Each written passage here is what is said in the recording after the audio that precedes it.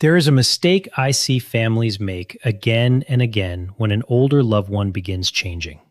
They wait for the memory loss to become obvious. They wait for the person to forget a child's name. They wait for someone to get lost. They wait for a major financial mistake. They wait for a doctor to say the word dementia. But cognitive decline often doesn't begin with a dramatic moment. Sometimes it begins with something much quieter. A person who used to prepare dinner without thinking suddenly needs to look at the recipe every few minutes. Someone who managed the household bills for 30 years starts making unusual errors. A person who loved going to church suddenly stops attending. Someone who is extremely careful with money becomes unusually trusting. Or a person who has always been independent begins quietly handing everyday responsibilities to a spouse. Each change by itself may seem insignificant, and that's exactly why families can miss the pattern. The National Institute on Aging makes an important distinction. Occasional forgetfulness can be part of normal aging, but cognitive problems that interfere with everyday activities can indicate mild cognitive impairment, dementia, or another medical issue. Dementia itself is not considered a normal part of aging. That doesn't mean every change I'm going to describe means dementia. It doesn't. There are many reasons an older adult can become forgetful or mentally slower, including medications, depression, poor sleep, certain medical conditions, hearing problems, and other potentially treatable causes. So I don't want you watching this video and diagnosing yourself. I want you watching it with a different question in mind. Has something changed from the way I normally function?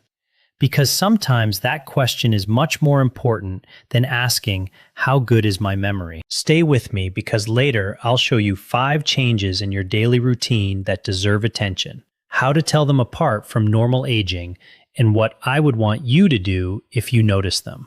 I'm a doctor, and I've spent more than 35 years caring for adults as they get older. My goal is to explain medical research in simple language and help you understand which changes are worth discussing with a healthcare professional. And I want to begin with a patient story. I'll call her Mary. Mary was 69 years old and lived in Michigan. She had worked for most of her adult life as a bookkeeper for a small manufacturing company. She was organized by nature. Her family joked that Mary could find a receipt from 10 years ago faster than anyone else could find yesterday's newspaper. She paid the household bills. She organized family birthdays. She cooked dinner most evenings. She drove herself to appointments. She volunteered at her church twice a week. After retirement, Mary continued doing most of these things. Then her daughter noticed something. Mary began writing down appointments that she had previously remembered easily. That didn't seem unusual. So many of us use calendars as we get older. Then she started missing appointments, even though they were written down. A few months later, Mary paid the same utility bill twice. Her daughter assumed it was a simple mistake. Then Mary stopped cooking some of her favorite meals. When her daughter asked why, Mary said she was tired of cooking. That sounded reasonable. But eventually her daughter discovered that Mary wasn't simply tired. She had become uncomfortable preparing recipes she had made for decades. She would look at the ingredients and forget what step came next. Then another change appeared. Mary stopped driving to a particular shopping center. She said the traffic was too difficult. But her daughter later learned that Mary had become uncertain about which road to take. Nothing dramatic happened. There was no sudden collapse, no obvious neurological emergency, just a series of small changes. When Mary eventually came in for an evaluation, we didn't start by saying, "You have dementia." We started with questions. When did these changes begin? How often were they happening? Were they getting worse? How was she sleeping?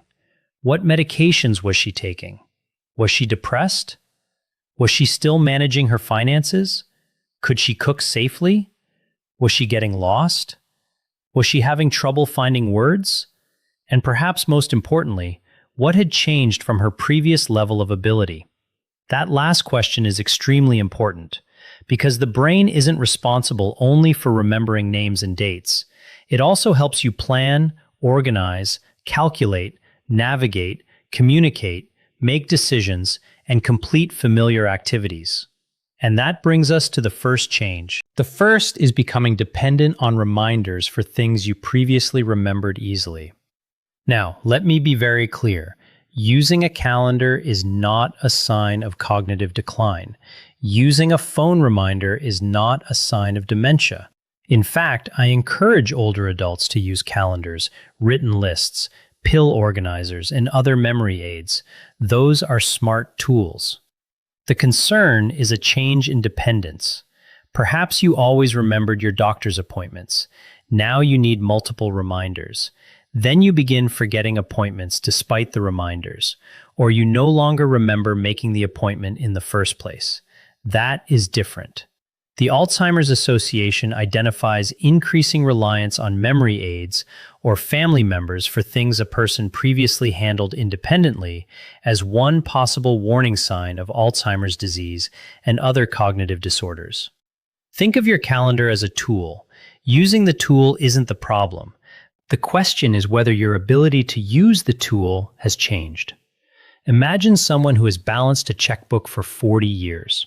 They may decide to use an online banking app because it's convenient. That's normal. But if they suddenly cannot understand their account, repeatedly pay bills twice, or cannot follow the basic process they once handled comfortably, that's different. Most people don't realize that everyday organization is actually a complex brain function. You need attention. You need working memory. You need planning. You need judgment.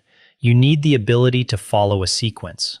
That's why a change in routine can sometimes reveal a cognitive problem before the person realizes their memory has changed. Now let's move to the second change. This one can be surprisingly subtle. You begin avoiding familiar tasks. Maybe you stop cooking. Maybe you stop gardening. Maybe you stop managing the household finances. Maybe you stop using the computer. Maybe you stop driving to familiar places. At first, the explanation sounds perfectly reasonable. I'm retired. I don't feel like cooking anymore. The traffic is terrible. My knees hurt. And sometimes those explanations are exactly right. But occasionally, the real reason is that the task has become cognitively difficult. Let's go back to cooking. Preparing a familiar meal requires much more than remembering ingredients. You have to decide what to prepare. You have to gather the ingredients. You have to remember the sequence. You have to monitor cooking times. You have to adjust if something doesn't look right. That's planning and problem solving. The Alzheimer's Association lists difficulty completing familiar tasks and trouble following familiar recipes among potential warning signs. So if someone says, "I don't cook anymore," don't immediately assume something is wrong. Ask why. If the answer is, "I just don't enjoy it anymore," that's different. If the answer is, "I can't remember how to make things I've made for years," that's worth discussing with a doctor. The distinction is subtle, but it matters. And there is another reason these changes can be difficult to recognize. After retirement, people naturally have fewer responsibilities. A person who used to work 8 hours a day may now have a very flexible schedule. That means cognitive problems can hide more easily. At work, there were deadlines, meetings, schedules, projects, colleagues, financial responsibilities. After retirement, there may be fewer situations that challenge those abilities. So families sometimes don't recognize the change until much later. The next point surprised many families I've spoken with. A person's daily routine can actually become the first place where cognitive decline shows itself. Now let's talk about the third change: changes in financial habits. This is one of the areas I want families to pay particular attention to. Money management is a complicated cognitive activity. You need memory, you need calculation, you need attention, you need judgment, you need to recognize patterns, and you need to understand consequences. Suppose a person has always been careful with money. Suddenly, they start making unusual purchases. They forget recurring payments. They give money to suspicious callers. They cannot explain transactions. They become unusually vulnerable to scams. One mistake does not mean dementia. Scammers are extremely sophisticated. Anyone can be fooled. But when financial judgment changes noticeably from someone's previous behavior, it deserves attention. The Alzheimer's Association lists decreased or poor judgment, including unusual financial decisions, among potential warning signs. And this can be emotionally difficult for families. Money represents independence. When an adult child says, "Mom, you shouldn't handle the finances anymore," the parent may hear something very different. They may hear, "You're no longer capable." That's why I recommend approaching the issue carefully. Instead of saying, "You can't manage money anymore," try saying, "Let's review everything together and make sure there aren't any mistakes." The goal is not to take someone's independence away unnecessarily. The goal is to protect it for as long as safely possible. And if financial problems are appearing alongside memory problems, difficulty with familiar tasks, or changes in judgment, that's an important pattern to bring to a doctor. Now let's talk about the fourth change. Withdrawal from activities you once enjoyed. This one is easy to misinterpret. Maybe your husband stops going to his weekly breakfast group. Maybe your wife stops attending church. Maybe your father no longer wants to play cards. Maybe your mother stops going to the book club. Again, there are many possible explanations. Pain can cause withdrawal, depression can cause withdrawal, grief can cause withdrawal, hearing loss can make conversations exhausting, physical limitations can make social activities harder. So withdrawal by itself does not diagnose cognitive decline. But sometimes the person is withdrawing because the activity has become difficult. Imagine sitting around a table with 6 people talking. If following conversations has become harder, you may feel overwhelmed. Instead of saying, "I'm having trouble following what everyone is saying," you might simply stop attending. If reading has become more difficult, you might stop going to your book club. If navigating unfamiliar locations becomes stressful, you might stop going out. The Alzheimer's Association notes that withdrawal from hobbies and social activities can occur when a person has difficulty following conversations or keeping up with activities they once enjoyed. So if someone suddenly becomes socially withdrawn, don't simply label them as antisocial. Ask what's changed. That one question can reveal something important. And if you're noticing this in yourself, ask yourself the same thing. Am I avoiding this activity because I no longer enjoy it, or because it has become harder? That distinction is worth exploring. Now we come to the fifth change. This may be the most important one. Your daily routine becomes less organized. Not simply slower, different. You used to wake up, take your medications, make breakfast, check your calendar, handle your errands, and take care of the house. Now things begin happening out of order. Medications are forgotten. Appointments are missed. Meals become irregular. Bills pile up. Important paperwork gets lost. You forget tasks you normally complete without thinking.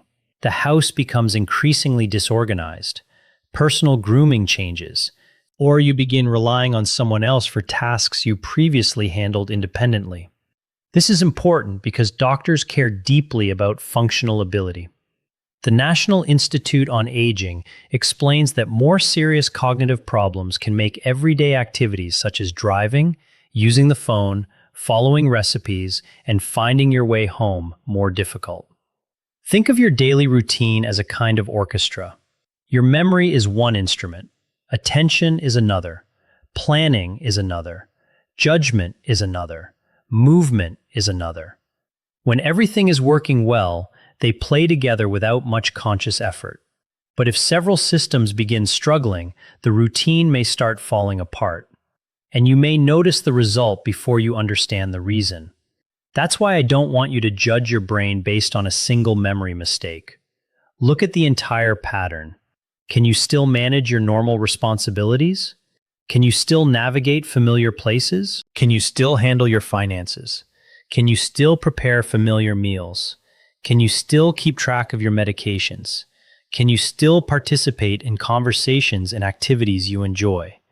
Those questions tell us much more. Now here's something I want everyone over 60 to understand. Cognitive decline does not always mean Alzheimer's disease. There are different forms of dementia. There is Alzheimer's disease. There is vascular dementia. There is Lewy body dementia. There are frontotemporal disorders. And there are other neurological and medical conditions that can affect thinking. Sometimes more than one process contributes to cognitive decline. That's why a proper evaluation matters. You cannot diagnose dementia from one symptom. You cannot diagnose it from one online quiz.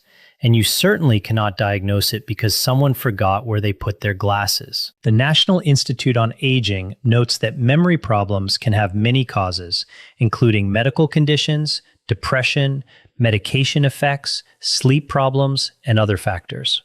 Some of those causes may be treatable, and that's why I never want someone to think there's no point getting checked because nothing can be done.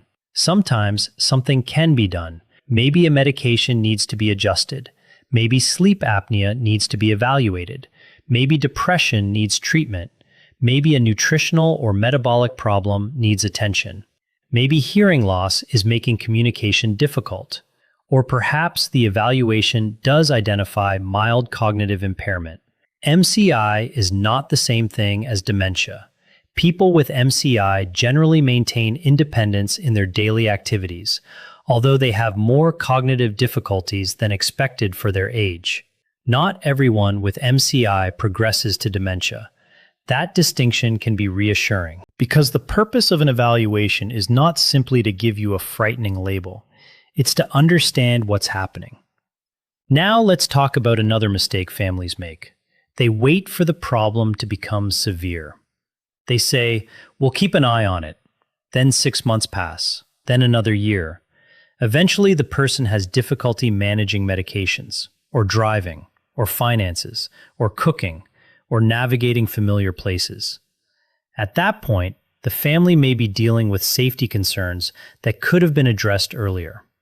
The Alzheimer's Association recommends talking with a doctor when warning signs appear rather than simply dismissing them.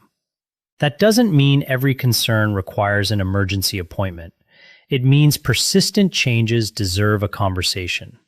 And the earlier you understand the situation, the more options you may have. Now let's make this practical. Step 1 is to establish your baseline. Ask yourself what you could comfortably manage 1 year ago. Could you pay your bills? Could you organize your medications? Could you cook your usual meals? Could you drive familiar routes? Could you use your phone? Could you plan appointments? Could you manage shopping? Could you follow conversations? You're not looking for perfection. You're looking for a meaningful change from your previous ability.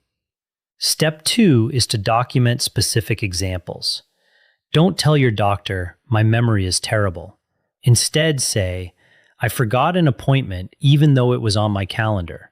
Or, "I paid the same bill twice." Or, "I couldn't remember how to prepare a meal I've made for years." Or, "I got confused driving to a familiar location." Specific examples make the problem much easier to understand. Step 3 is to ask someone who knows you well what they have noticed. This can be uncomfortable, but another person's observations can be extremely valuable. The NIA recommends involving a care partner when appropriate because family or close friends may notice changes in memory, behavior, mood, sleep, and daily functioning that the individual does not recognize. Step 4 is to review your medications. Bring every prescription medication. Bring over-the-counter products. Bring vitamins and supplements. Bring sleep aids. Don't stop anything on your own. Ask your doctor or pharmacist whether any medication could be affecting alertness, attention, or memory. Step 5 is to look at sleep and mood. Are you sleeping well? Are you waking repeatedly? Are you exhausted during the day? Have you lost interest in activities? Do you feel persistently down? Are you unusually anxious? These factors can influence cognition and deserve attention. Step 6 is to discuss your cardiovascular and general health. Your brain depends on a healthy circulatory system. Conditions that affect blood vessels can also affect brain health. That means managing your existing medical conditions according to your healthcare professional's advice is part of taking care of your brain. And step 7 is perhaps the most important. Don't wait until the changes become undeniable. If you're concerned, make an appointment. You can simply say, "I've noticed some changes in my memory and daily routine, and I'd like to understand what's causing them." You don't have to walk into the office saying, "I think I have dementia." Let the medical evaluation determine what is happening. A doctor may use cognitive testing, medical history, medication review, physical examination, laboratory tests, or imaging when appropriate. The exact evaluation depends on the individual. Now, I want to return to Mary. Her family initially thought she was simply becoming less organized after retirement. But when they looked at the entire picture, they saw something different. The changes weren't isolated. There were problems with appointments. There were financial mistakes. There was difficulty with familiar cooking. There was hesitation while driving. And there were repeated questions. Any one of those things could have been dismissed. Together, they formed a pattern. That pattern gave her family a reason to investigate. And that is the lesson I want you to take from this video. Don't obsess over individual memory lapses. Look for patterns, look for progression, and look at function. Most people don't realize that the earliest clue may not be, "I forgot a name." It may be, "I don't do that anymore." That sentence deserves a closer look. Why don't you cook anymore? Why don't you drive anymore? Why don't you handle the bills anymore? Why don't you go to church anymore? Why don't you use the computer anymore? Why don't you enjoy the hobbies you used to love? Sometimes the answer is completely normal, and sometimes the answer reveals that something has changed. If you're finding this helpful, let me know in the comments, and tell me where you're watching from.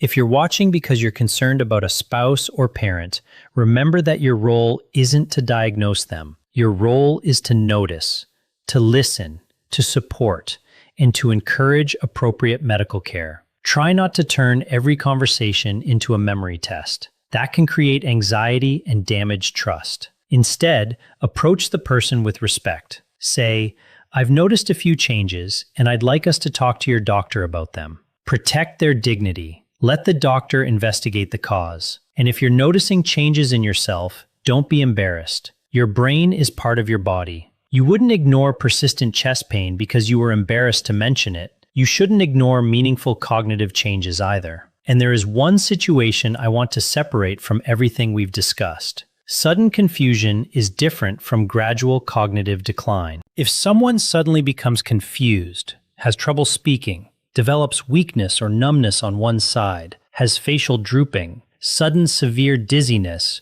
or another abrupt neurological change, don't assume it's dementia. That can be a medical emergency. Seek emergency medical attention immediately. But gradual changes are different.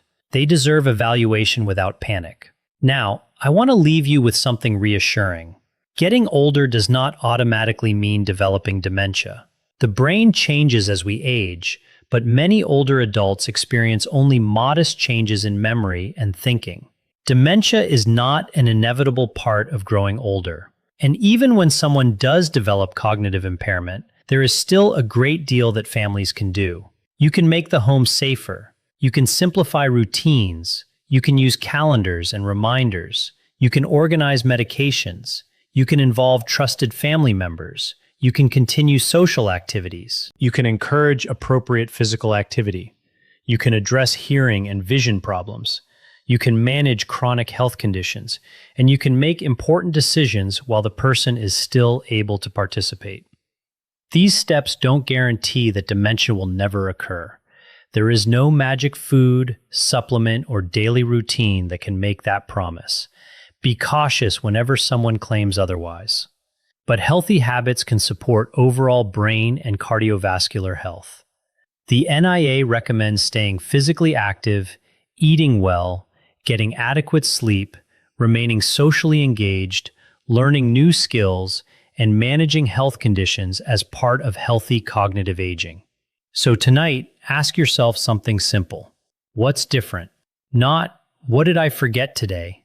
Ask, What can I no longer do as easily as I used to? That question may tell you much more. If the answer is nothing, that's reassuring.